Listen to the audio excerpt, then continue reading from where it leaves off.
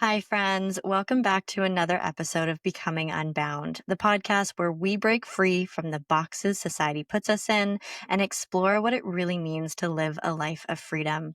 Whether it's breaking out of the 9 to 5, leaving a toxic relationship, ditching old mindsets, and rewriting the rules around money, we're here for it all. This is where we tell real stories of people unbinding themselves and redefining what freedom looks like. Today's guest is Montana Skurka, a therapeutic yoga and meditation teacher, Reiki practitioner, and a wellness coach who specializes in nervous system regulation and mind-body healing. With a Master of Teaching from the University of Toronto and a background in supportive care research at Sick Kids, Montana beautifully blends the clinical and holistic to support adults and kids recovering from chronic stress and illness. She's a passionate advocate for integrative healing, and her work is making waves in the world of autoimmune and cancer recovery. Enjoy this heart-opening conversation and get ready to learn what it truly means to live unbound, body, mind, and soul. Let's dive in.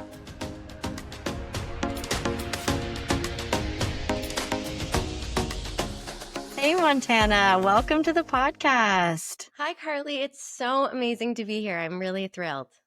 I'm so happy that we made this happen after years of not seeing each other. I feel like we've all come out of our caves and we're like, I don't know. It was so great to reconnect with you that other day, and I'm glad we're making this happen.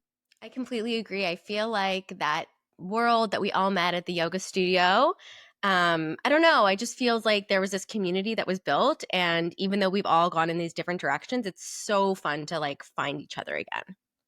Yeah, it's a really beautiful thing to see communities that, like, when you make those bonds with people and you go through entire trainings and, we weren't together in the same yoga teacher training, but we were part of that community. And I totally resonate with just the idea that, like, yeah, we all came together and then we all kind of scattered out. And I love that we're kind of running into everyone on the streets and stuff like that. It's really fun. And I enjoy being able to like see members of the community and have that kind of spark lit up in you and all those memories come in. It's really great. Totally, especially because now that I think about it more, it's like we were going through that really intense self transformation, or at least I was, and I think everyone that went through that yoga program.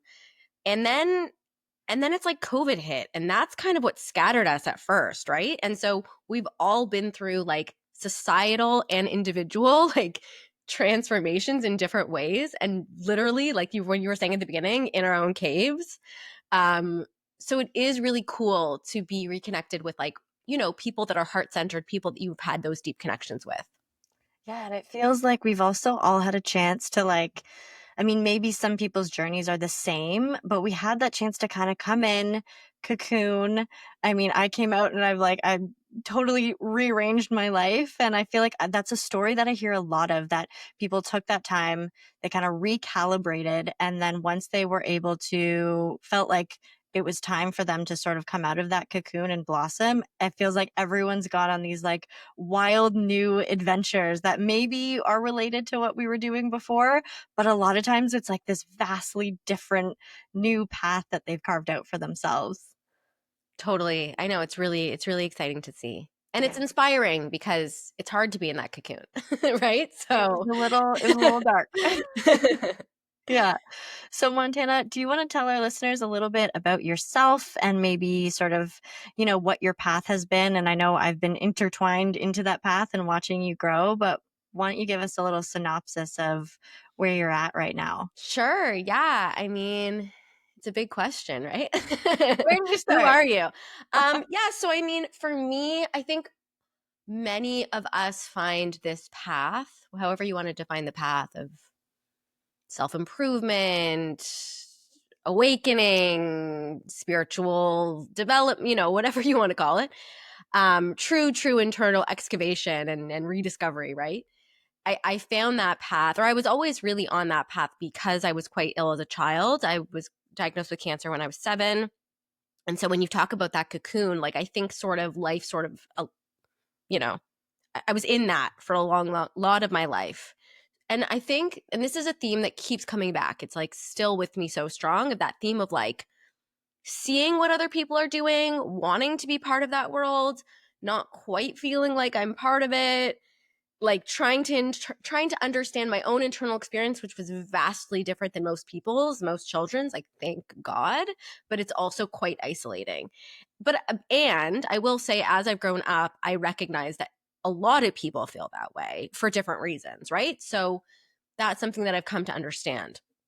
And the gift in that, the gift to be able to sort of be a little bit in the world and out of the world and observing and carving out your own path because you sort of have to, because you don't quite fit in. So yeah, I mean, I think that my physical illness was very much accompanied by mental health struggles, which sounds obvious now, but was not talked about at all and is only really now being understood, like this link between our body and our mind. So that again was another really isolating thing because not only do I not really understand or know how to interact with my peers because I'm going through a very different experience than them, but also the doctors didn't really understand me. My parents were the most supportive, but they didn't really understand. Like no one really understood what I was going through and why when I was declared cured at 10, it actually got worse for me mentally. So I think that literally my entire path can be traced back to that of like understanding what was actually going on, understanding the connections between mind and body so that we can heal and not just be sort of manage our symptoms, whatever those symptoms are, like whether they're in our relationships or in our physical health or in our income. It's like we know when something's off and no one else can tell us how, right? So it's really important for us to go on this internal process of excavation and understand ourselves, find others who understand, what we're talking about, and build a new community because everyone has limitations, right? This is what I've come to understand is like the medical system isn't bad, it just doesn't know everything, like, and that's the same for all of our systems. And so I think that's why it's exciting that we're creating our own systems and our own communities right now. And this idea of freedom is beautiful, but it's also really important for us to not take that on just ourselves. For me, this process has been one of deep, deep, deep learning and unlearning, but also community because we can't do it alone. Hey friends, quick little interruption because I wanted to ask, have you been thinking about starting a podcast but feel totally overwhelmed? Or maybe you already have one, but the editing, scheduling, and posting is a full-time job on its own? I get it. I was a teacher once, juggling everything and craving more freedom. Now I help people around the world launch and manage their podcasts without the stress. So, whether you're dreaming of finally hitting record or you're ready to grow your show into something that actually works for your business, I've got you. Editing, covered. Marketing, yep. Growth strategy, absolutely. It's a done for you solution that's as cozy as your favorite hoodie and as powerful as your story deserves. Head to carlybutlermedia.com to book a call with me today. Let's see if this is a fit and let's make podcasting feel easy again. Okay, now back to this magical conversation. Yeah, that's so interesting that you say that like there is this moment where you think you're completely alone because of this one thing and that maybe no one can relate to that. But in the end, it turns out everyone's got that thing that they feel prevents them from either whether it's like finding a community or becoming a part of or like making friends or establishing these relationships. And it turns out everyone's got this little thing on their shoulder, some more traumatic than others. And there's varying degrees of like what that looks like and how misunderstood you truly feel. And I think it's so cool that you were able to discover that everyone's got that. And I do belong in this spiritual healing world. And it's time for me to carve that space out because there are going to be people who resonate with your story. And it turns out maybe the community is small, but your story, maybe through like finding this community and raising kind of your voice about it and not allowing fear to take over, then all of a sudden you do start to find people who are like, whoa, I went through that too. I was in that cocoon and I didn't know how to connect with anybody. And oh my gosh, I just can't even imagine what that feels like, even to connect with one person who has been through something like that. And then to understand that, like, okay, if there's one person and you can connect and maybe even share and like enrich each other's lives, what else could you do? Totally.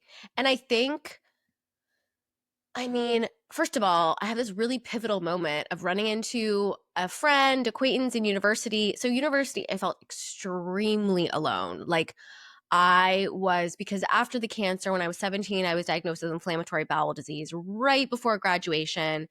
And so the doctors gave me medicine and were like, okay, just kind of take this for the rest of your life. And, we don't know what's going to happen. This is a chronic illness. There's no cure, right? So I went to university. But, for me, what I've come to understand is the links between these illnesses and, like I said, mental health. But related to that is our nervous system, right? So if our nervous system is dysregulated, it's going to be really, really hard to heal, right? We're putting our body under extreme stress, and it's not our fault if we're stuck in that. Like, there's reasons, there's traumatic events that kind of wire our system for that. So I'm stuck in this fight or flight. I'm at university. I'm this perfectionist. I'm trying to do well in my grades. I'm in and out of the hospital, incredibly sick, have to go through some surgeries. It was really, really challenging. Um, and I just, from my insider looking out as an outsider, whatever you want to call it, perspective, it was like everyone else is having the time of their life. And I remember running into someone on the street like years after undergrad and being like, oh, hey. And I was like, yeah, undergrad was really hard. He's like, yeah, we were all really struggling. Like, that's why we were drinking so much. Like, do you know what I mean? Not to say that, not to paint this grim picture, but it just dawned on me like, oh yeah, and I think this is so important in the age of social media, right? Because like me and you, I don't know how I would have survived. I think about this all the time. My childhood with social media, it's so much worse now because what we perceive others are experiencing is so much more heightened because it's not just us looking at them, it's us seeing this like curated version of them. So I think this is a really, really important thing to remember now more than ever is like this illusion of what you think other people's lives are is it's just so false. And you know that because what do people know about you based on your outer appearance, right? Like, how hard is it for us to express what we're going through on a day-to-day basis, even understand it, let alone express it to other people? So yeah, I mean, I think we all have struggles and that's difficult, but it's also comforting. It's also comforting to remember, oh yeah, like life can be quite challenging and like this is what helps us grow. I would not be working obviously in the field that I'm working in, but I'm continuously looking for community, facilitating community, reaching out for community, like connecting with people, and most people don't do that. And I think the reason I do that is because I always felt like I wanted to connect so bad. So I'm like, okay, if I don't feel like there's a community for me, then I need to seek it. I need to find it. I need to create it. And that impetus is very strong in me. And I really am grateful. I mean, I think it took me a long time. I will say, don't force gratitude, right? Like, it's easy to be like, I'm grateful for my challenges.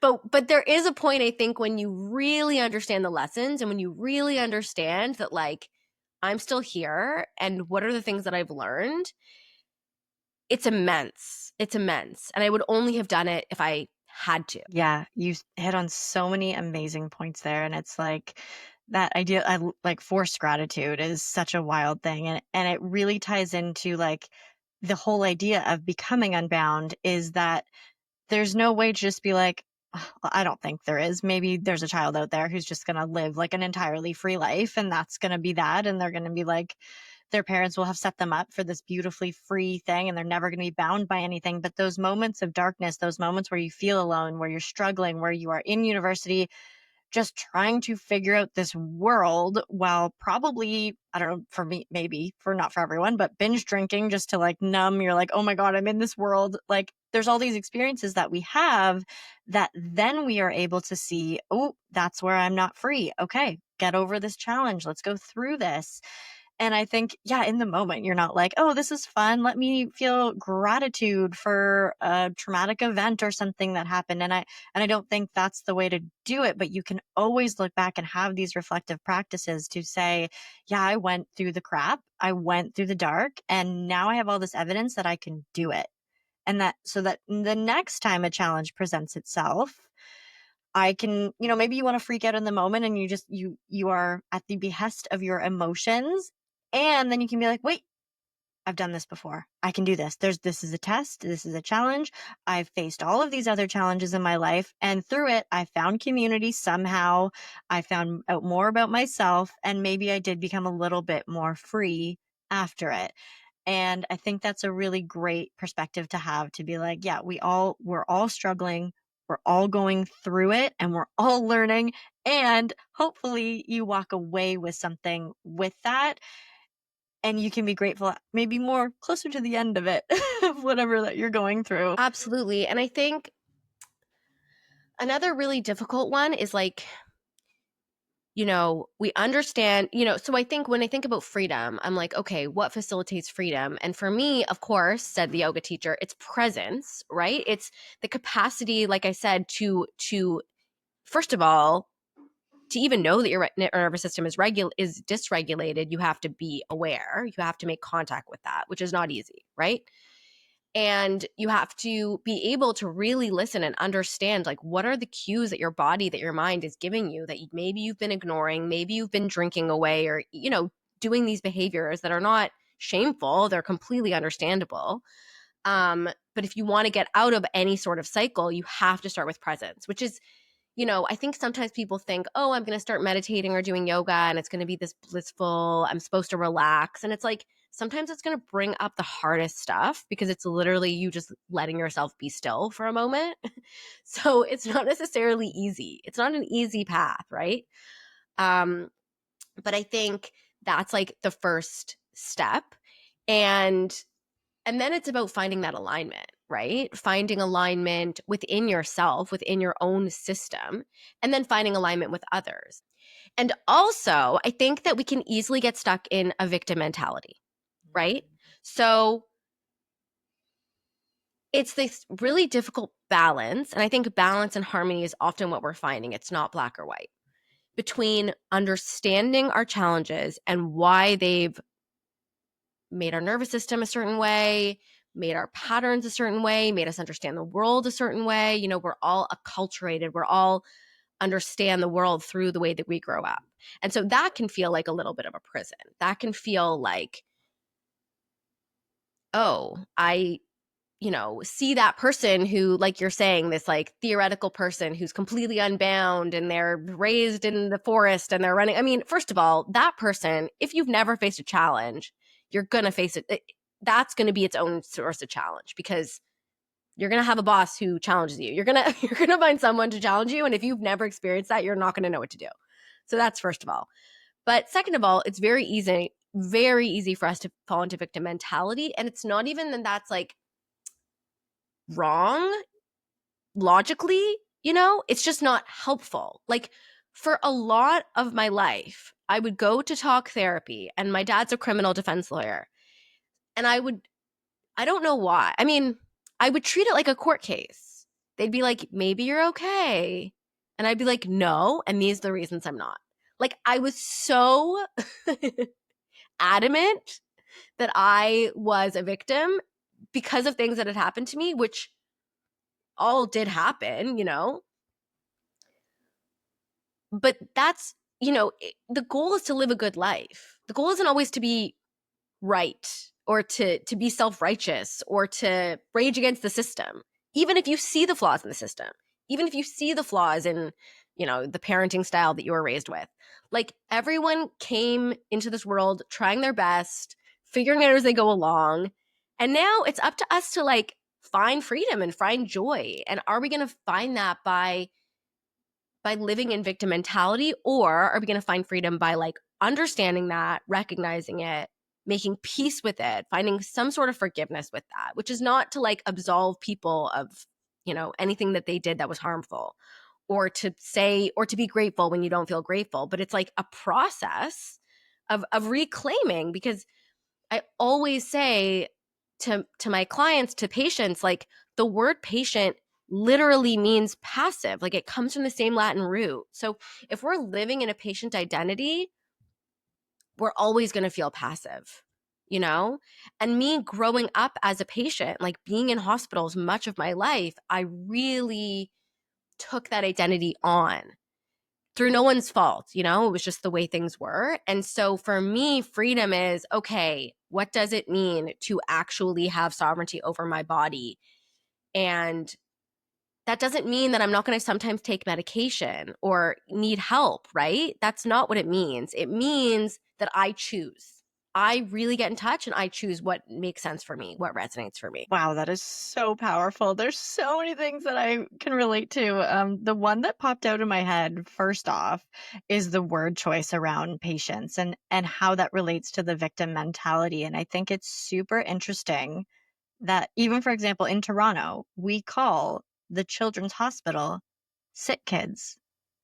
Like, I feel like that is just so ass backwards that, like, you are literally driving your child who's experiencing symptoms, things that, like, are going on. Maybe it is life-threatening, and you're driving them to a place that's called sick kids. Like, what do you think is going to happen when they enter that building?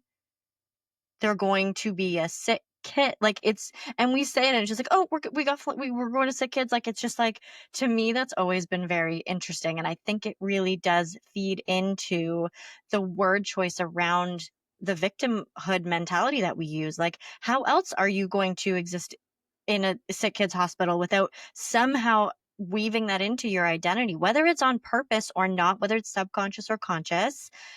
But then now discovering that, okay, let's bring into presence. What am I? What am I focused on in this present moment?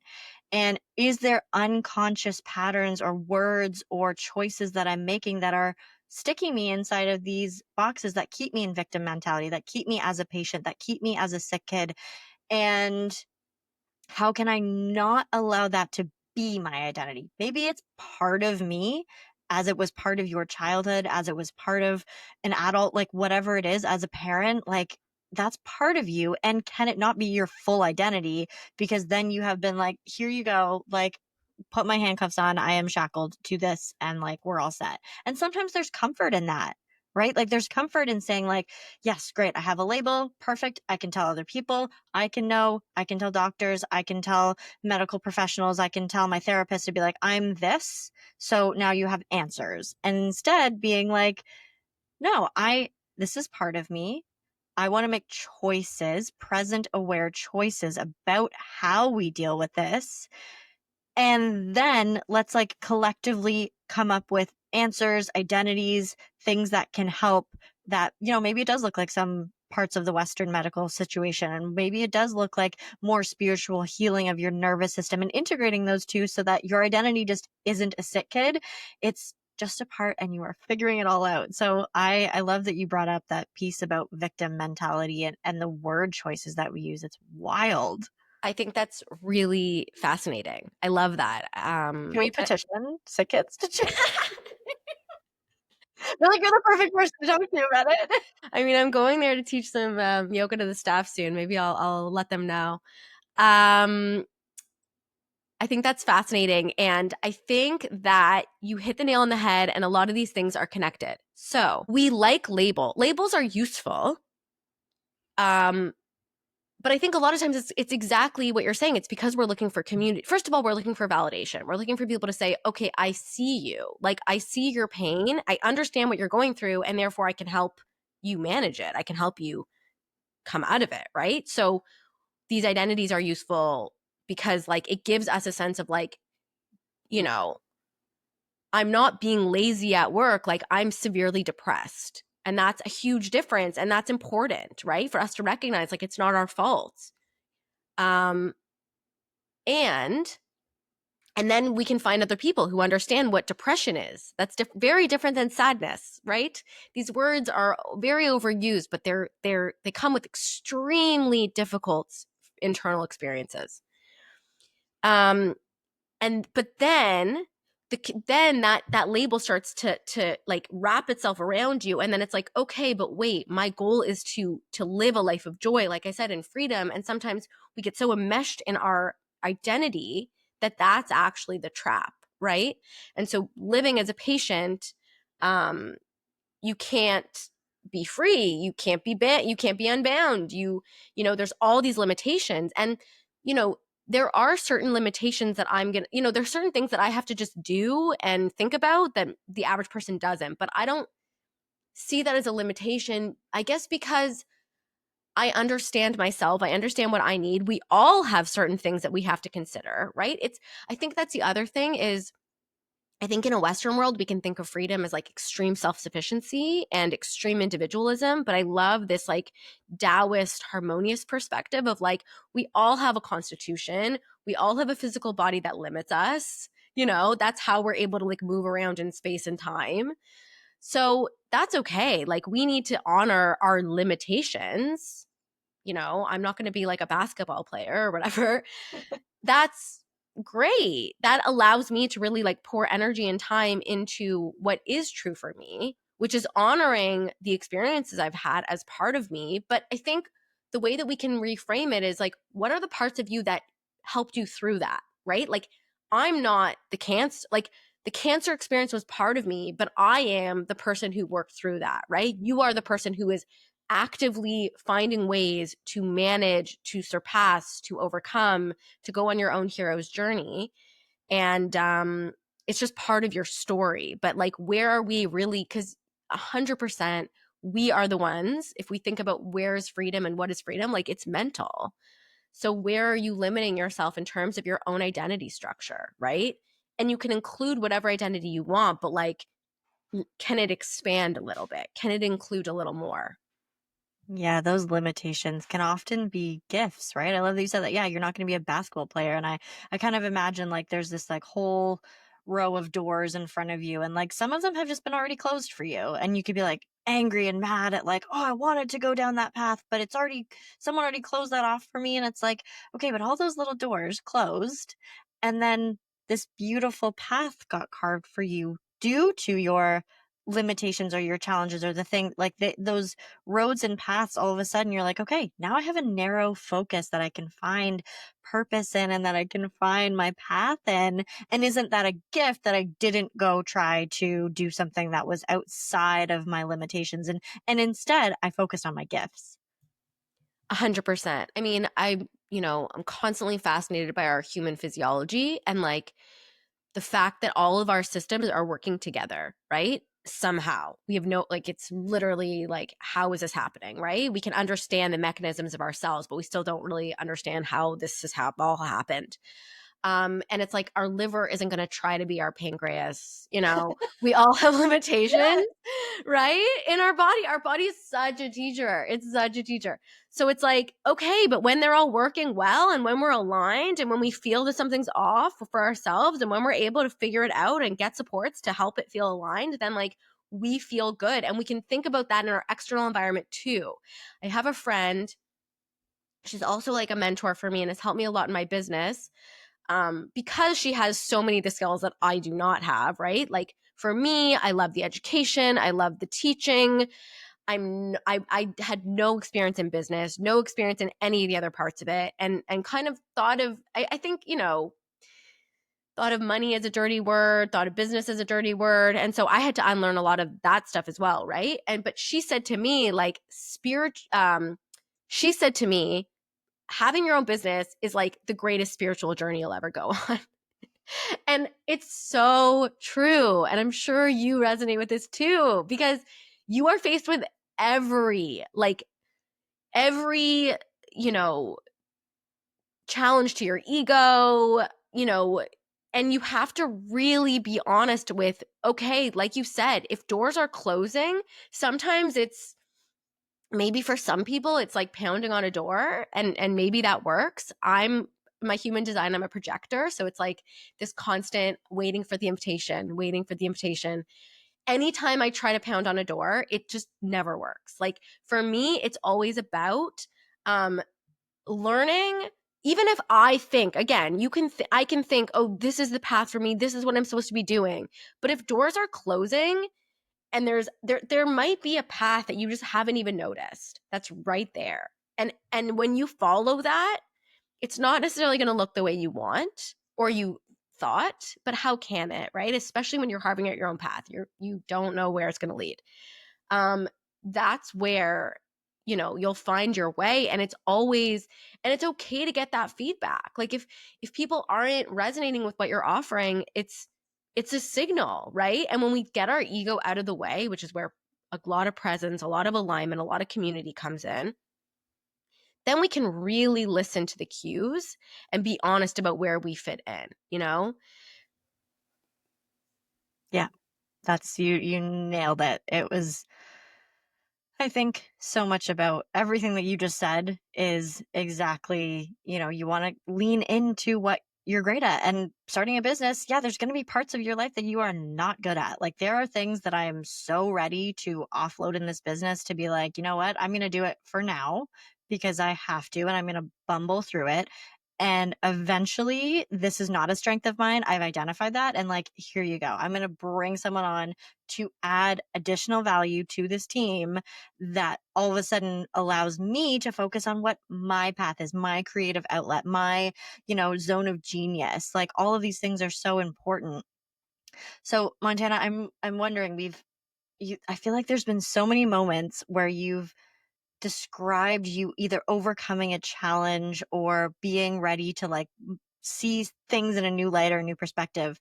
Was there a moment for you that like changed kind of everything? I know you talked about going to talk therapy and being a defense lawyer for yourself, and like was there a moment that you were like, yeah, none of this works, I have to try something new?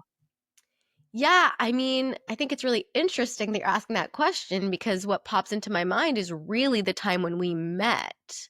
Like, that to me, because so,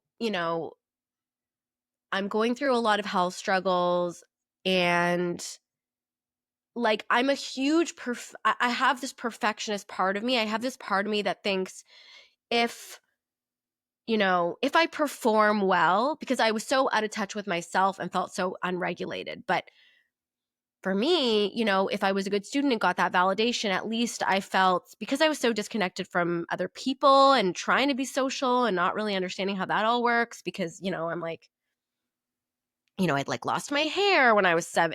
There was just a lot of things that were making it really difficult for me to feel like a part of, middle school, which is hard on its own. So, for me, it was like all about validation. It was about grades. It was about, being that smiley, bubbly, helpful older sister and like, little cheerleader for other people. So, that kind of carried on into my work life. And I was like trying different. It's what you're saying about, like I was trying different jobs and it wasn't really working because I would burn myself out and have panic attacks, and my mental health was really challenging. My physical health was really challenging. I kept thinking, if I got the right job, if all the parts of my life were set up, if I'm in a relationship and I have a job, then everything's going to be fine. So I got to the point where I had a job that theoretically I would have been perfect at, and I had a relationship that theoretically we would have get married and have kids and whatever. And it felt so wrong in every area of my life that it was just a point where I'm like, okay, I need to really examine what's going on here. Like, deep down, what is going on? Because I am not connected with myself. I am fully living for other people. And so that was that process for me of like becoming a yoga teacher, um, of really, and then recognizing, oh my gosh, like this practice has supported me in ways that I can't even articulate, because it was the rare time in my life where I didn't feel like a patient, because I'm in a yoga class and they're like, I'm connecting with my body in a way that doesn't have to do with illness. And maybe pain is coming up and tension and all that, but it's framed in a very different way. And so that was completely, life-changing for me. And I'm in a room with other people and we don't know what our professions are. We don't know each other's last names. We don't know our income. We're all like sweating and uncomfortable and like, you know what I mean? It's just such a beautiful community, I think, because of that reason. And so that allowed me to begin this journey of exploration internal that allowed me to uncover the layers. And I mean, there's so many different things that I had to do, and there's so many different parts of my journey. But I think that for me, it was really that like Saturn return era of like the late 20s, early 30s. And it's not, it's a continual process, right? But now I'm able to honestly look at myself when I come back into a pattern. I'm honestly able to understand where my nervous system's at. Am I in alignment with the people I'm working with my relationship, with myself, first and foremost, with my health, and being that bridge? Because the other thing I will say is that sometimes in the wellness world, I feel a little like, okay, I mean, I've gotten into arguments with people before because, you know, there's some people who are sort of extreme on that side where it's like, oh, well, I would never go on chemotherapy because it's poisonous, for example. And I'm like, okay, well, that saved my life. So I can't completely deny our Western medical system. I have to, because of my own life experiences and because of the way that, you know, I've had to sort of work with lots of different modalities, I've had to become that bridge. And so sometimes I don't, again, it's the same feeling as when I was young. I don't fully feel like I resonate with like the Western mode, but then I don't fully feel like I resonate with like the biohacking of like, I am this self sovereign and I don't need anyone to help me. And my goal is to live forever. And I'm like, I don't know. For me, living forever seems bleak, I guess. Again, I think limitation of having a finite amount of years to live is okay. And like we can accept our humanity. And we can accept our limitations and we can accept help from lots of different areas, right? But it's like, how do I find what's right for myself?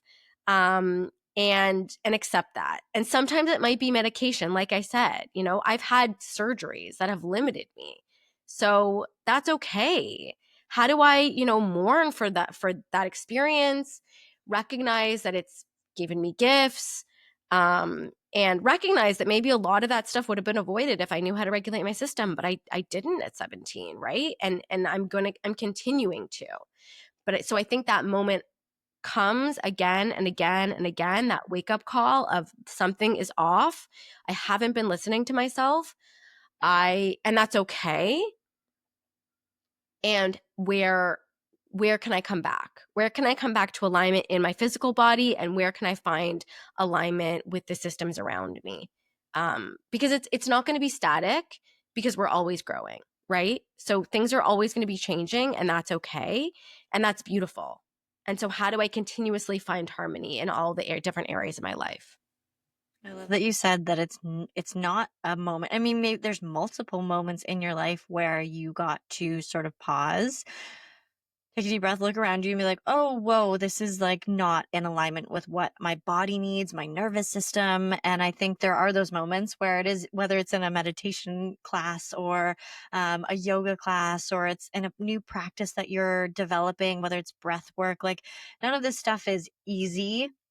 It's not meant to be easy, but it does bring up those things when you can go silent and just start to like be like, "Oh, my body feels off here, here, and here." And then your mind is like, well, yeah, it could be this, this, and this, but like listening to the beautiful intuition of your body, going through the work, being able to sit in the mud and be like, yeah, I'm not in alignment right now. And you know what? In 5 years from now, there's going to be another moment where I'm not in alignment and I'm going to have to make shifts and changes. And so there's this beautiful collection of moments where we can understand that we are not free, and then sort of start to open maybe some more doors about like, okay, maybe it is time to start introducing, you know, whether it's new practices or whether it's a new style of therapy for the physical body. And I love what you said about like, you don't quite fit into the biohacking, or you don't quite have full faith in like the Western medical situation. And I think that that's a really beautiful place to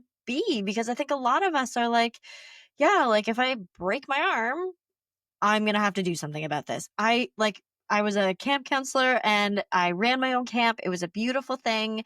And I had all my homeopaths for bee stings and things like that. If kids were feeling sick, I had all of those things. I had a whole cart of them, and I had an EpiPen because in those two situations, I'm going to have to be aware and be like, okay, what's best for this?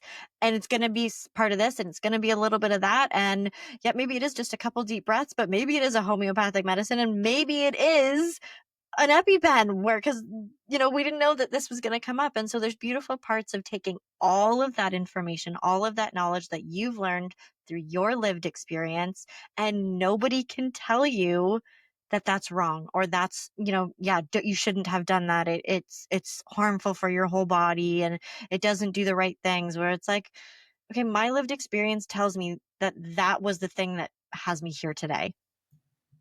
I love that. I love the kit for the bee sting with all the natural and the EpiPen. That's so perfect. That's so perfect. That's exactly what I'm saying. It's Yeah. okay to have it all and to, again, use your own lived experience as a way to feel what's right for you. I think that this is especially important. I mean, because I work with a lot of people that are going through cancer treatment and autoimmune disease. So, first of all, autoimmune disease affects women much more than men. Autoimmune and cancer rates are rising. So, that's like the bad news. And so I think that this is where, again, like my lived experience, I'm realizing, oh my gosh, like I felt so, like we were saying before, I felt so alone at that time. And unfortunately, like more and more people, again, because I'm getting older and because my, my lived experience is growing, my network is growing, I'm able to work with a lot of different clients and realize that like these issues and these experiences are unfortunately shared by many, many people. And I think there's a link between women, especially, and I'm not saying that men don't have their own, and, there's also a binary. I'm totally understanding that too. But I will say, I think there's a specific feminine thing, this specific thing that a lot of women can relate to of like suppressing our own needs, being kind of trained and taught to put on a happy face. There's a link between that and our body starting to fight itself, our immune system starting to attack itself, right? So it is a wake-up call, right? And it is really important for those of us who have these experiences to, I don't have a choice. Like if I don't listen to my body, it gets really gnarly, but that's okay. That's good. That's kind of like I said before, that's forced me. I see so many people who are clearly living in lives that they do not, that are not in alignment, but they're okay with it. You know what I mean? Like their body hasn't fought enough against it. They haven't had the big enough wake up call. And that's kind of what a midlife crisis is, right? So we're going to get a wake up call sooner or later if we're not living in alignment. And like, how long do we want to live in not in alignment? So for me, I don't have much time. Like it's just the way that my body is running. And that's, I've learned to see that as a gift, right? And so if you are struggling with your physical health, or a mental health, right? It is a really important indication of saying, okay, like, where am I letting myself slow down? Am I letting myself find joy? Do I have a supportive community around me? Am I telling myself these stories about that I have to do too much? Because when I started my yoga practice, for example, it was like push as hard as you can, right? Because that's how I was operating in all the different areas of my life. And so you have this little window of time and space where you're like, okay, why am I pushing myself so much? Like, why don't I try restorative yoga? What is so threatening to me about lying down for an hour? Okay, there's an indication there. Maybe that's partly what's going on in the rest of my life and why my immune system has decided to attack itself. Of other reasons, right? It's not just one thing or another. So I think when we have these symptoms, they are just symptoms. They are symptoms of a bigger picture that we really need to look inwards. And again, that's not going to be easy. Like it's really going to be challenging to be honest with ourselves. And it's important for us to find the right people around us. And I think that's where I've kind of carved my niche, where, you can go to talk therapy and you can go to your doctors and you can go to all these different things, but so much of our trauma and our experiences are stored in our body. And so for me, it's working with folks on the somatic sense, in the embodied sense, because our mind is connected to our body, our gut is connected to our brain, right? It's all together. And so where are we carrying this physically? And what can we learn from that? I shared a hospital bed actually. So when I was getting pretty significant surgery in my early 20s, it was very terrifying and very painful. And I happened to be sharing a hospital room with this woman who actually is a naturopath. So that was another reminder, oh, okay, like even people who understand herbs and understand their connection to the earth and understand this natural way of living, they also, I didn't fail because I had to get these surgeries. And I literally think of her as an angel. I still see her sometimes. And um she said to me, because both of us had this surgery called a total colectomy, where colon had to be surgically removed, and we have this thing called a J pouch, which is an internal colon. And she said to me, Montana, like, we don't have colons anymore. We cannot put up with shit. Like, we cannot put up with bullshit from anyone anymore. We don't have the capacity to hold any bullshit, whether internal, external. And I love that. And I keep coming back to that, right? Of like, I don't have the capacity literally to put up with bullshit from myself, from other people. And I get tired more often than most people. Like, I do. I have physical limitations. Even I've had to realize time and time again, like, even though, I had cancer when I was 7, it was in remission when I was 10, I was declared cured. Part of the reason I faced so many mental health difficulties was I'm like, but I feel there's something that feels in not alignment. I feel like that experience was something that had lasting effects, and those effects were never acknowledged. And that's the thing that kept me out of freedom, right? It wasn't the experiences in themselves. If I integrate that and I say, okay, that experience has changed my body in a way. If I make peace with that, if I make peace with the things I've been through physically, then I can allow myself to go to restorative yoga. Then I can allow myself to work hours that work for me, that might be quite different than what works for someone else. That's okay. Again, we cannot just live in this paradigm of what we think works for other people, because a lot of people find a 9 to 5 challenging. A lot of people don't resonate with whatever a normal life looks like, right? And so when you acknowledge that, then you can be a voice for other people to say, oh, it's okay to rest. Oh, it's okay to find my own rhythms. Oh, I'm a woman and I don't really feel like I resonate in this sort of patriarchal way that work has been designed, because of course it has, right? And oh, men also don't really love that system either. So how do we create a new system when we can't even, when we feel shame for not fitting into that system? That's incredible insight. And I think it's a beautiful way to look at, like, yeah, there is going to be times when you don't like, when the hustle culture doesn't work for you anymore. And to be very honest, I don't think it works for anybody truly. But I mean, people might say like, oh, but it does work for me. And there might be a season of life where it does work for you, and that is that. And I think this hustle culture, especially not as a female, like as soon as I realized, like, I was like, I'm not working a 9 to 5, I'm working an 8 to 4. And yeah, I get my summers off, but it's still Monday to Friday. I'm still in this wheel, and I can feel in my body that my stomach hurts when I go to work every morning. Like, maybe what would happen if I listened to that? What would happen if I did slow down? I remember one time at the studio, I was in a restorative class. It turned out to be one of my favorite classes, but I'd be like rushing to get to class to like get there to relax. And at the end of class, I don't remember who it was, and they looked at me and they were like, wow, you really like relaxing. And in that moment, I was so offended. I was like, oh,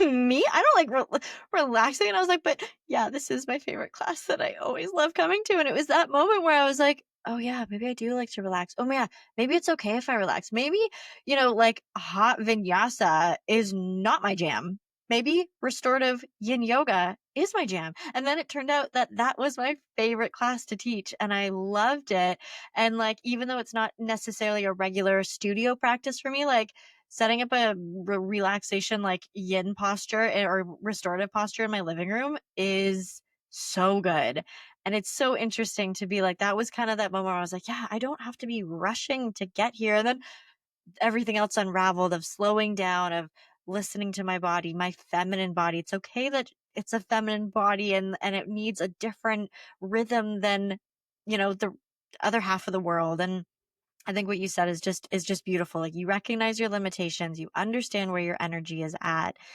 and you can understand that, like, that's going to be your gift, to be like, I'm going to listen to my body, and maybe someone else will watch me listen to my body, see that it frees me, and maybe they could do the same thing. Yeah, that's so beautiful. I mean, it's just so funny, right? That we have to like learn to rest and that it's just the most intrinsic thing when you look at a child, like they know when they're full of energy. Like, as a teacher, you are very aware of this. Like children know how they feel. And they are attuned to that and we lose it along the way, but like we can always come back to it. Our body is always telling us, we're just not necessarily listening, right?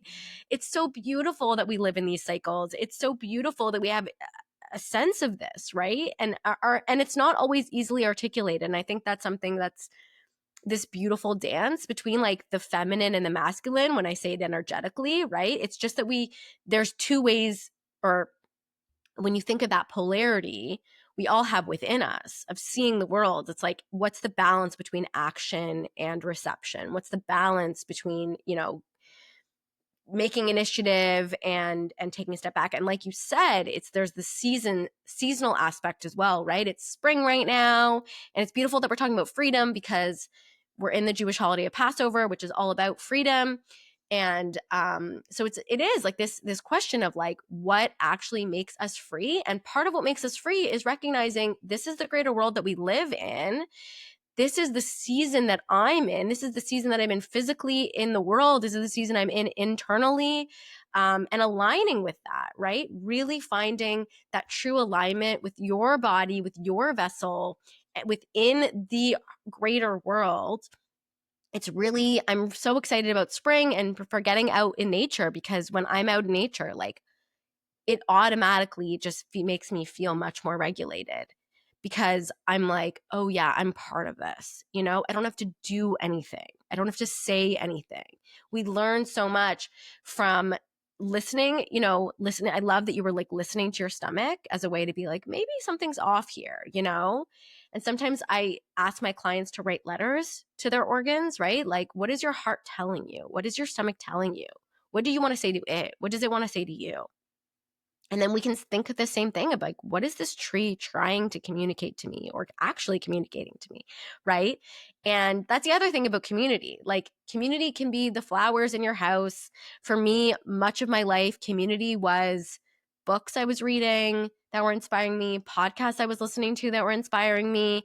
So I think that's another thing about freedom. We have access to so much right now, which is really exciting because it allows us to expand our awareness and to find community and to find alignment in so many different areas and to just like follow our passions, but then always remember, like, as far as you go out, to come back inward.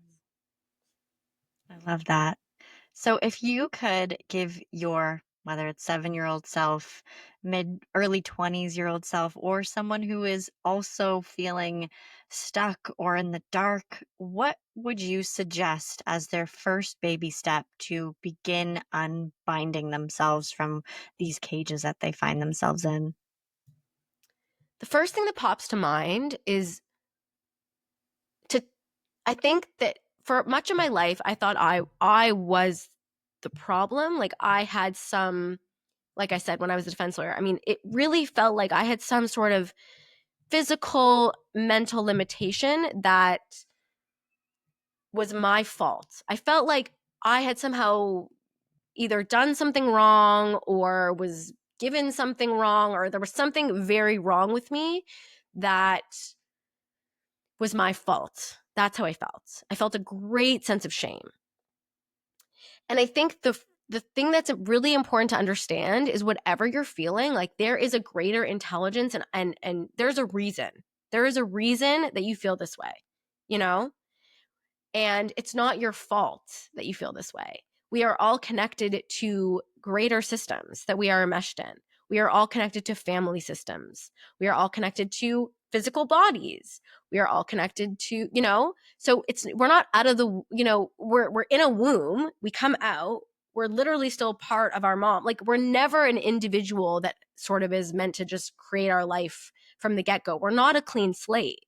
We come in with epigenetics, with genetics, with stories, with a history, with a city, with a culture, with a historical period, right? And all these things are affecting us. And that's not to, again, make us feel like a victim to all of it, but it's to say, okay, I can actually understand why all of these things happened so that I can take, like you said, to take that first baby step is to accept yourself, and to have self-compassion. And that's very different from victim mentality. To be like, I am so sad that I had to go through that as a 7-year-old. That must have been really challenging, And now I'm an adult. Now I have autonomy and sovereignty over where I spend my time and what I feed my mind and what I feed my body. And I have this agency now that I didn't want then. But even then, whatever time you find yourself, once you're aware of this, once you find this sense of self-worth and self-compassion, it's like all of these doors start to open because there's a lot of energy to blame yourself, or to blame others. Blame in general is extremely time consuming and energy consuming. So I would say try to release any sort of blame, whether internal or external, so that we can move past whatever's limiting us. I love that, letting go of blame and maybe just having a touch of grace for yourself. And I think it's beautiful now that looking back, and whether you're in this moment, it's like, can you nurture yourself? And then when you reflect, can you in your mind nurture that 7-year-old that went through that and understand that it wasn't her fault? And maybe in a moment of something, you can be like, okay, if I was a friend, how would I take care of myself in this moment? How would I give myself grace? How would my best friend, my partner, a family member talk to me and nurture me? And can I do that for myself? That's beautiful. Absolutely. And that helps us find that community, right? Because if it's like, oh, this is the way that I would talk to myself if I was my friend, but maybe my friends aren't really talking to me like that, or maybe my partner isn't. And then that's where you find that the alignment as well, right? If the alignment's there or if it's off. To really understand, oh, what do I need in this moment? Sometimes it's about telling people, right? Sometimes last night I told my partner, like, I'm like, I don't need you to fix what I'm telling you right now, right? I just need you to listen. So the more we understand what we need, the more we can find that. Yeah, amazing. Thank you, Montana, for all those little baby steps and golden nuggets. So, where can people check you out and connect with you? Yeah. So people can connect with me at my website, montanaskurka.com, or online at Montana Skurka. So I'm sure all of that will be, available for them. And I would love, I do a lot of classes, a lot of one-on-one treatments and workshops and yoga in the park. And there's a lot of fun stuff coming up. So definitely stay in touch. And I would love to hear from you. It's always really wonderful and helpful to hear from other people about their experience if they do resonate. So I would, please be in touch. All right, will do. We'll put it all in the show notes if people want to connect and reach out and make those community connections because we're all going through something, right? Absolutely. All right. Thank you so much, Montana. Have a Thank beautiful rest of your you. day. You And next too. time, maybe we will put together our in-person podcast because I feel like we could talk just forever. This was so great. 100%. I hope we can do it again soon, and in person would be amazing. Amazing. Thanks, Montana. Thank you. Wow, what a beautiful, expansive conversation. Huge thank you to Montana for sharing her heart, her healing journey, and her powerful perspective on what it means to truly integrate mind, body, soul in recovery. Her work is such a gift to anyone navigating chronic stress, illness, or just feeling the weight of the world on their nervous system. And thank you for tuning in and being a part of this Unbound movement. If this episode lit a spark or brought some peace to your day, I'd love for you to like, subscribe, leave a review, or share it with someone who needs to hear it. It helps me grow and it helps keep this show going. All right, friends, we'll see you on the next episode of Becoming Unbound.